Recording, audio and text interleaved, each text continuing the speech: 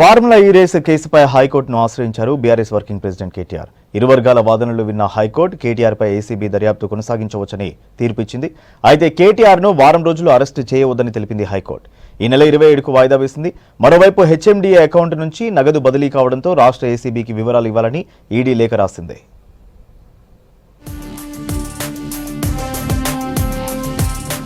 Formula ఈ race కేసుపై హైకోర్టును ఆశ్రయించారు బీఆర్ఎస్ వర్కింగ్ ప్రెసిడెంట్ కేటీఆర్. నిన్న ఏసీబీ నమోదు చేసిన కేసుపై క్వాష్ పిటిషన్ వేశారు. అవినీతి నిరోధక చట్టం కింద పలు సెక్షన్లు నమోదు చేశారని హైకోర్టుకు తెలిపారు కేటీఆర్ తరపు న్యాయవాది సుందరం. ఆ సెక్షన్లు ఈ కేసుకు వర్తించవన్నారు. గతేడాది సీజన్ 9 ఈ కార్ రేసింగ్ నిర్వహించారని గుర్తు చేశారు. ఈ రేసింగ్ నిర్వహించడానికి 2022 అక్టోబర్ 25నే ఫార్ములా ఈ ఆపరేషన్స్ తో ఒప్పందం జరిగిందన్నారు. సీజన్ 9లో 110 కోట్ల రూపాయలు లాభం వచ్చిందన్నారు.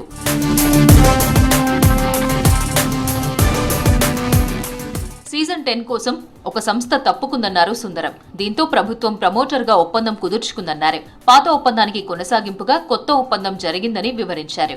ఎన్నికల కోడ్ ఉల్లంఘించారనడానికి ఎలాంటి ఆధారాలు లేవన్నారు. 14 నెలల తర్వాత ఎఫ్ఐఆర్ నమోదు చేశారన్నారు సుందరం. కనీసం ప్రాథమిక విచారణ కూడా చేయకుండా కేసు నమోదు చేశారన్నారు. కేవలం రాజకీయ కక్షలతోనే ఈ కేసు నమోదు చేశారన్నారు. ఈ కేసులో ఎన్నో తప్పులు కనిపిస్తున్నాయన్నారు.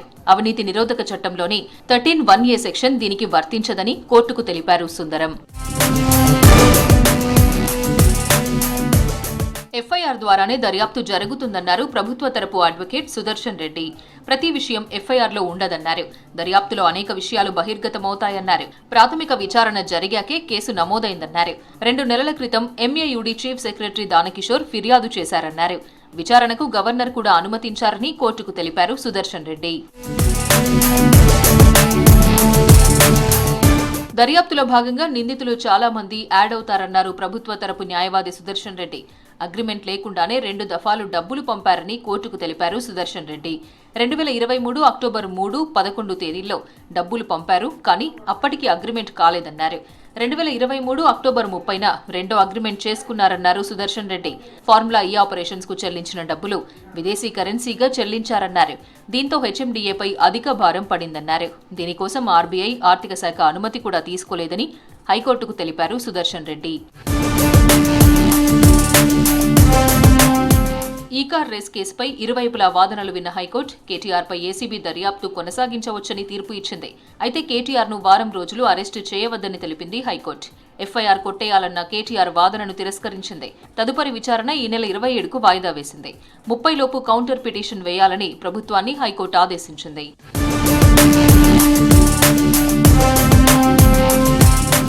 ఫార్ములా ఈ రేస్ అవినీతిపై చర్చకు తాను ఎక్కడైనా సిద్ధమని అన్నారు రేవంత్ రెడ్డి. అసెంబ్లీలోనైనా బీఆర్ఎస్ పార్టీ ఆఫీసులోనైనా చర్చకు వస్తానన్నారు. ఎఫ్ఈఓ ప్రతినిధులు తనను కలిసినప్పుడే అవినీతి బయటపడిందని చెప్పారు. ఫార్ములా రేస్లో 600 కోట్ల రూపాయలు లూటీ జరిగేదని ముందే పసిగట్టి 55 కోట్ల దగ్గర కట్టడి చేశామన్నారు సీఎం రేవంత్. ఈ ఎఫ్ఈఓ సంస్థకు సంబంధించిన ప్రతినిధి ఈ కార్ రేస్లకు సంబంధించి చర్చించాలంటే నేను అపాయింట్మెంట్ ఇవ్వకుంటే ఎందుకుంటా అధ్యక్ష? ఆ సంస్థకు సంబంధించిన ప్రతినిధి నన్ను కలిసి నాకు వాళ్ళు జరిగిన లోపాయకారి ఒప్పందాల గురించి చెప్పి దీన్ని నువ్వు సహకరించాలని అడిగినప్పుడు శాఖ నుంచి సమాచారాన్ని తెప్పించుకొని వాళ్ళు ఇచ్చిన రిప్లైల ఆధారంగా దాన్ని విచారణ చేపట్టాలి అని చెప్పి ఈరోజు ఫిర్యాదు చేసినాం అధ్యక్ష. హైదరాబాద్లో బీఆర్ఎస్ ప్రభుత్వం నిర్వహించిన ఫార్ములా ఈ రేస్లో కేటీఆర్ తప్పు చేశాడు కాబట్టే కేసు నమోదైందన్నారు ఎమ్మెల్సీ కోదండరాం. రూల్స్ కు విరుద్ధంగా ప్రభుత్వ డబ్బును ప్రైవేట్ సంస్థలకు ఇచ్చారన్నారు. కేబినెట్ మీటింగ్ డిస్కషన్ లేకుండానే 55 కోట్ల రూపాయలు బదిలీ చేశారన్నారు. చేసిన తప్పుకు కేటీఆర్ లీగల్ గా విచారణ ఎదుర్కోవాల్సిందేనన్నారు కోదండరాం.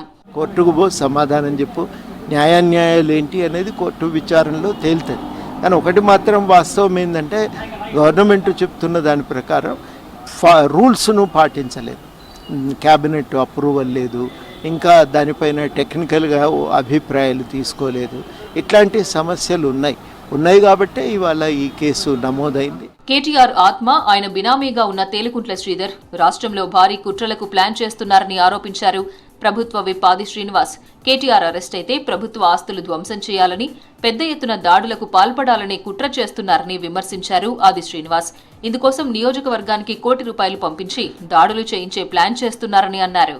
కేటీఆర్ గారి ఆత్మ, కేటీఆర్ గారి బినామీ తేలుకుంట శ్రీధర్ అనబడి ఆయన ఆత్మ, ఆయన బినామీ ఏం చెప్తున్నాడంటే తెలంగాణలో ఉన్నటువంటి అన్ని నియోజకవర్గాలకు ఒకవేళ ఏసీబీ వాళ్ళు కేటీఆర్ ను అరెస్ట్ చేస్తే ఎక్కడికక్కడ కృత్రిమంగా ఉద్యమాలు, దాడులు చేస్తూ ప్రభుత్వాస్తులు దగ్ధం చేస్తూ ఆర్టీసీ బస్సులను కాల్చమని చెప్పండి ఆదేశం ఇవ్వడానికి నియోజకవర్గానికి 1 కోటి రూపాయల చొప్పున సుమారు 100 కోట్ల రూపాయల్ని పంపించేటువంటి కార్యక్రమం చేసినట్టుగా హైకోర్టు తీర్పును స్వాగతిస్తున్నామన్నారు మాజీ మంత్రి ఎమ్మెల్యే హరీష్ రావు.